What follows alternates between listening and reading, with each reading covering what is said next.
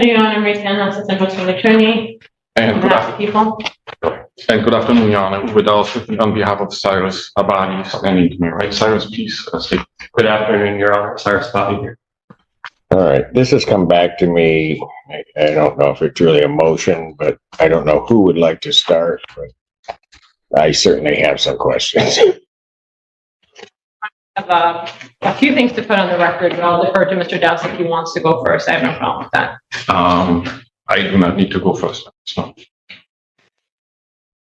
Well, you might need to. I'm going to let you put on what you need to put on the record, because I think the last communication I saw, Mr.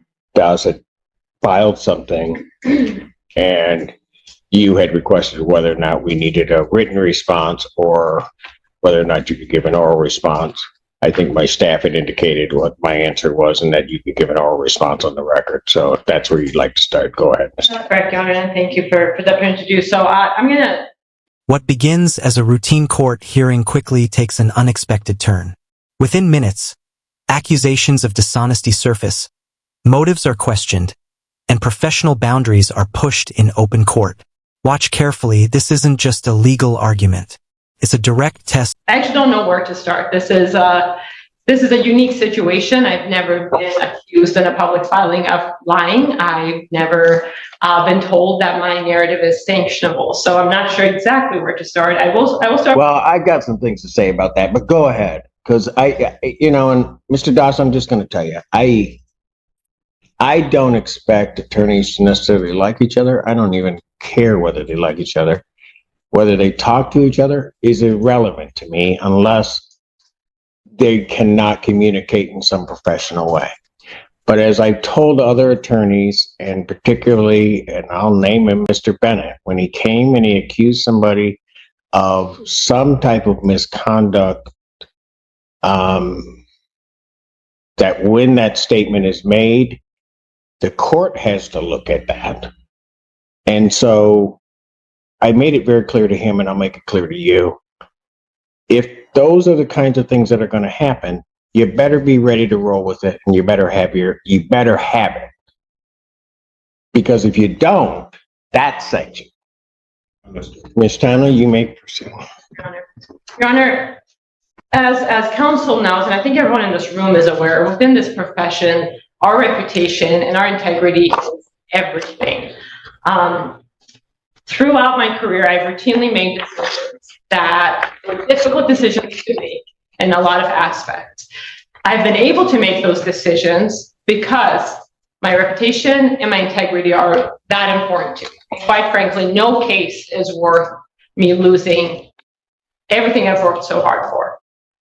What I've also routinely done in front of Your Honor, as well as other judges, is stand up here and make a point of defending opposing counsels when other people have accused them of anything from lying to misconduct and so on. The reason I make a point of doing that, even though in many situations that has truly not been necessary, is because I want to be very clear how important it is that we don't throw out baseless accusations at people. It's not a new situation to me necessarily to encounter a situation with opposing counsel where we disagree, where we misunderstand each other. I don't take offense. I've gone head to head with some of the best attorneys in this county as well as other counties. And not once have I been accused of what defense counsel is accusing me of. And what bothers me more is I actually started out respecting defense counsel a great deal. As far as I knew, we had a fine working relationship, and I had no reason to believe that anything had changed. I think I in this situation, have been more patient, respectful, and understanding of this defense counsel than I would have been with a lot of other counsel for that reason, because we started out respecting each other. Obviously, we've hit a point where that's changed. I'm not sure exactly why, and maybe counsel will enlighten us today, but he seems to have a personal problem with me. I am perfectly fine arguing law. I'm perfectly fine arguing procedure. I am not fine with personal attacks. Those personal attacks are not just in the written form in these public filings where I'm being accused of all kinds of things. They've also been verbal. They've also been contained in an email communication. I have an email, and quite frankly, Your Honor, I wasn't going to bring this up because I don't take personal offense. This field makes us develop very thick skin. And I don't anticipate in dealing with other people within this field for them to have thinner skin than I do. And perhaps that is my mistake, and I need to be more cautious and aware of people's hurt feelings and how it affects how they conduct themselves. I do want to put this on the record because I think it speaks to why we saw the reply that we saw. This is an email from September 25th of this year from Mr. Douse to myself. It's in response to a request he made, a reply I sent him, which again, we can certainly look at that, but this is the part I'm concerned about. Curious, you can articulate and posture all you want, Marie. Just don't think for a second that I'm not seeing right through you. I don't know what the intent of that email was. What I do know, it's not necessary for what was being discussed. What I know is that it's a personal attack. So I'll just leave it at that. I'll leave it at that. It's not lost on me that unfortunately we live in a society where people who are privileged in certain ways, and specifically being male, think that they can address female attorneys a certain way that differs from how they would address male attorneys. I do this job not expecting to be treated any differently than my male colleagues. I advocate just as strongly as my male colleagues do. Anything less than that would be ineffective. What I don't expect is to get the treatment I'm getting right now from defense counsel based on being female. And that's exactly, I'm just going to call it out, that's exactly what it is. I highly doubt that any of my male colleagues from our office would have been treated the way I've been treated by defense counsel. And even though I probably shouldn't be shocked at this point, having done this job as long as I have, I truly am. Because in working with many different male, female counsels of all backgrounds, this is the first time it's risen to this level. And that's saying something. What's even more concerning to me is that it was done in a public filing. Now, I realize, and I've come to understand that defense counsel's feelings were hurt by what he seems to believe is attitude for me or my treatment of him. I have not treated him any differently than I would treat any other counsel. I've conducted myself in a professional manner when I could. There are times where we have very intense discussions, and that's not out of any kind of intent to offend anyone. I'm quite shocked that defense counsel is as offended as he is by me and the job I've been doing. I was also shocked to read what he wrote. My hope is, because I try to get... Are you talking about what, and I don't mean to interrupt you, but you're talking about what he wrote in his response? In the reply. Specifically in paragraph 5. My hope is that counsel's kind of passions and hurt feelings took over, and that logic and common sense just didn't catch up quick enough before he filed that reply. So with the court's permission, I'd like to offer him an opportunity to essentially withdraw paragraph 5 of his reply and ask the court to strike it from the public record. I think that's the appropriate thing to do. I'm not going to sit there and ask for an apology, but at the very least, that is what he could do to remedy the situation. And I do have serious concerns about his ability to efficiently represent his client when he seems to have such hurt feelings and such a personal problem with him. So that might be something he might want to consider. And I'm not going to discuss the case. That's something I appreciate the opportunity to put that on the record. I felt the need to defend myself.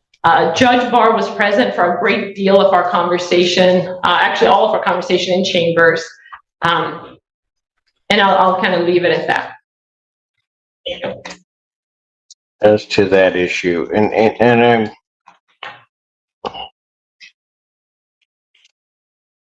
I great hesitation in saying this, and certainly Mr. Duss, you can respond if you want to that. When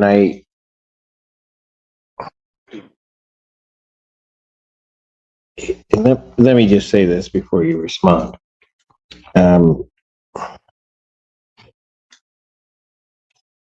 I've read over the years a number of your pleadings, both from you and both from those in your office. I'm trying to be careful in the way that I put this. What I read when I received that,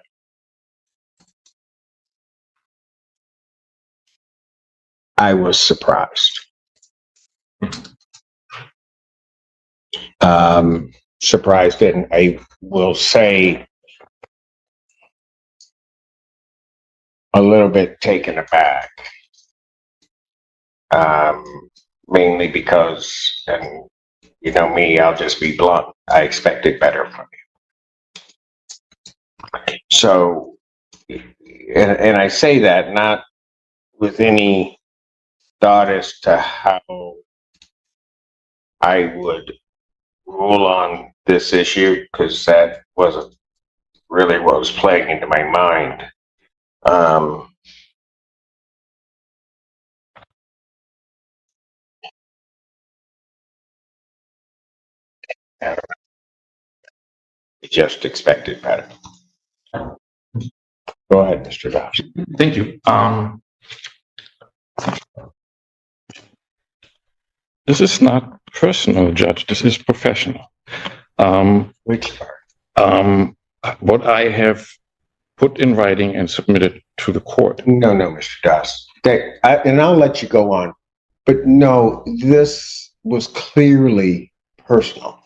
I have been reading briefs and preparing briefs, memorandums for over 30 some odd years. I've been reading them as a judge for over a quarter century. If I say to an attorney that I'm taken back by what you put in and that I expected better, you can take that however you will. You can defend yourself. You can say I'm all wrong, that I'm washed up, that somehow or another you can say whatever you want. But I don't say it unless I mean it. Understood. Go ahead.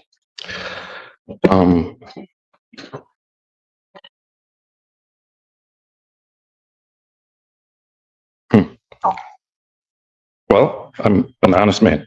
Ms. Tanner is quite skilled at doing one thing and then portraying it as something else.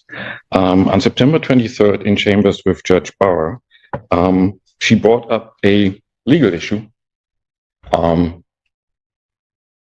which there is no support, no authority. We sought to have a conversation about that, and there was no conversation to be had with Ms. Tanner. And so the exam ended up being adjourned because Judge Barr at the moment was not in a position to decide any of this. The legal issue before the court is, there's no dispute that preliminary examinations are governed by statutes, court rules, and the Michigan Rules of Evidence. And under those rules, under MRE 4482C, defense counsel at exam at a CSC case may inquire about what is permitted within those rules. The proposition before the court is raised at the last occasion is that for defense counsel to elicit evidence under that rule at exam, there first has to be a motion and offer of proof. For that proposition, there's no authority whatsoever. Okay, Mr. Doss, can I just stop you since you want to get into the substance of it? Let me just say this. All the years I've been sitting on the bench, the rape shield statute has applied at preliminary examination. Because if it didn't, it frankly makes no sense. To say to someone, we afford you these protections from this intrusion into your life here, but we don't do it here, makes no sense. Because it's one of those things that once once the cow has left the field, it's out. It's just there. And so it doesn't make any sense. Moreover, Mr. Das, I was a bit surprised by it because your colleague, Mr. Shea, has argued the rape shield at preliminary examination, I believe on 2 occasions, but certainly one before me, and never indicated, never said whatsoever that it does not apply at preliminary examination.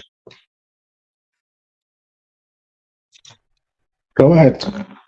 Well, the authority that there is on that issue is to the contrary. I believe it. I put it in writing. I provided the court with the authority. What in fact I did was I did not submit an advocacy piece. I did not. I'm not asking anything of the court. I'm not trying to convince the court of anything. I advised the court on what the law is.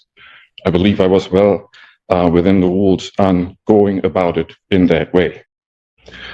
As far as now, what Ms. Tanner put on the record earlier, I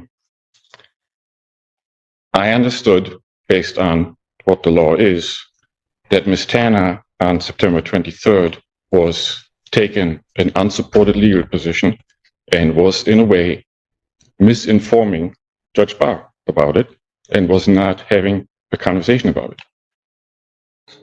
What, misinforming Judge Barr that the rape shield applied at preliminary examination? Yes. She would be taking a position that has been the long-standing practice in this county. How can you say that she's somehow just come out with something out of thin air? Show me one case, Mr. Dawson, in this county where rape shield has not been applied and not stood at preliminary examination. The aspect that doesn't apply is the mechanism of a motion and offer of proof in MCL 750520J2. That aspect is just not applicable at this stage. It comes into play once the case is bound over.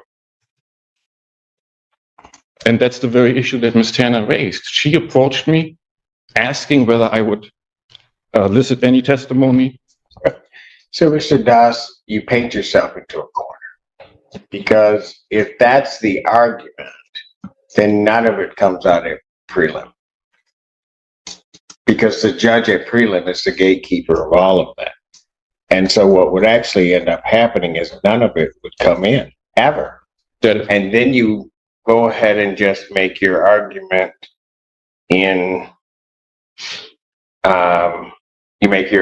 circuit court.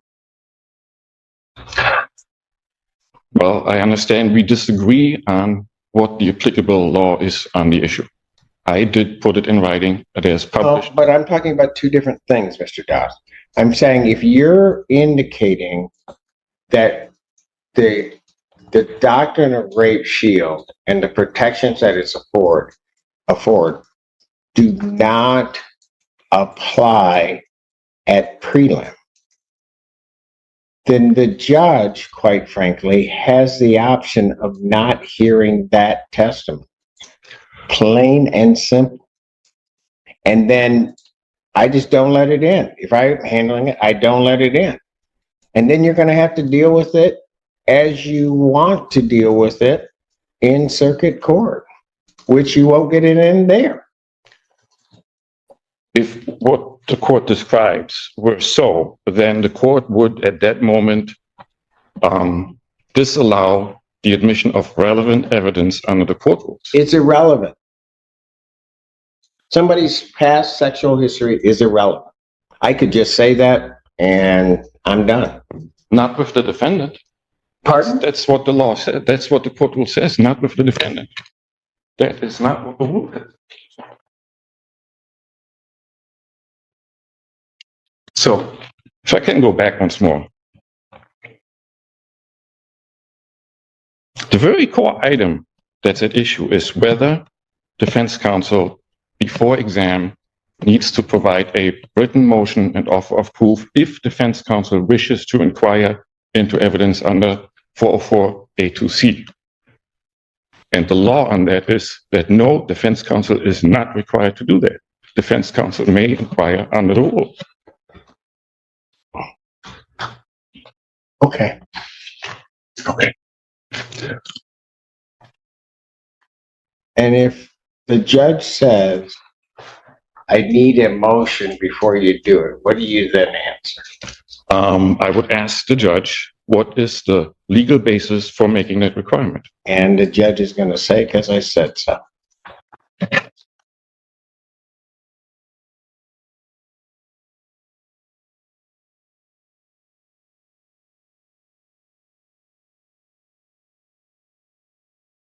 I am hearing that, and yes, I am greatly at odds with it because there's no legal basis. Maybe that's the for that reason requirement. you wear the robe and you don't.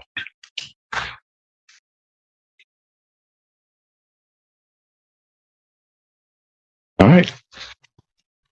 I did submit in writing what I know the law to be, and I stand by that. Anything additional, Mr. At this point, Your Honor. All right, this court is ready to rule so that there's an order that Fashion Judge Barr can deal with. And that is that this court indeed does believe that the rape shield statutes were intended to offer certain protections to potential victims.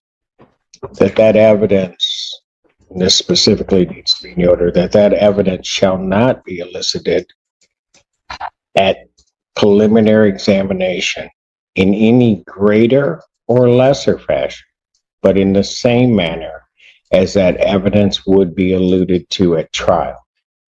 To do otherwise would make the rape shield a nullity in its entirety.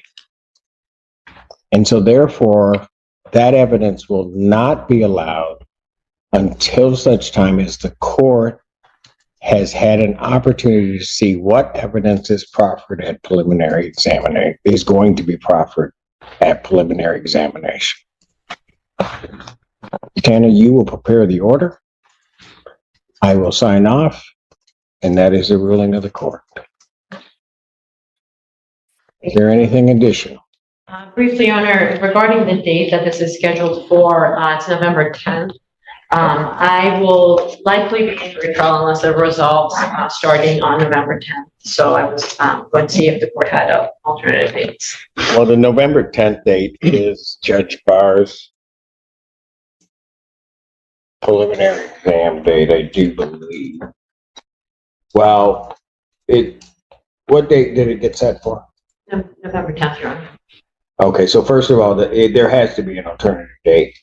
One of the things that occurred, and I don't know if on the scheduling of this, preliminary examinations that week because of Veterans Day, which did not get caught. Normally it would have been Tuesday the 11th. It may have gotten moved to the 10th. However, Judge Barr is not available on the 10th.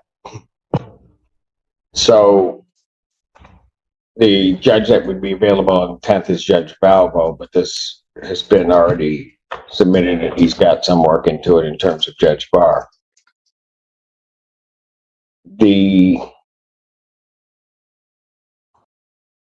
There has to be a different date. And I apologize for interrupting. I was just informed that our witnesses would be available on November 25th, if that's not available. I'm sorry? Our witnesses would be available on November 25th, if that's an available date. That date is not available before Judge Barr. Judge Barr's next date is December 2nd.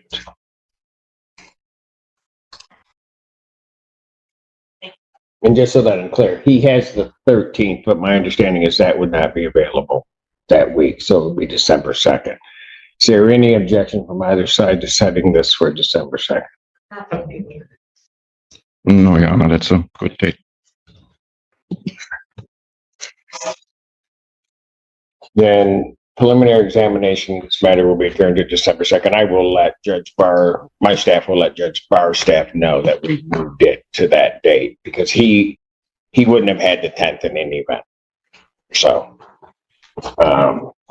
So we'll do it that way. Anything else? Not for people, Your Honor. No, yeah. By the end, the court draws a firm line. Legal arguments belong in briefs, not personal attacks. The ruling settles the issue, but the real takeaway is about professionalism, power, and respect inside the courtroom. Now tell me, did this go too far, or was it necessary?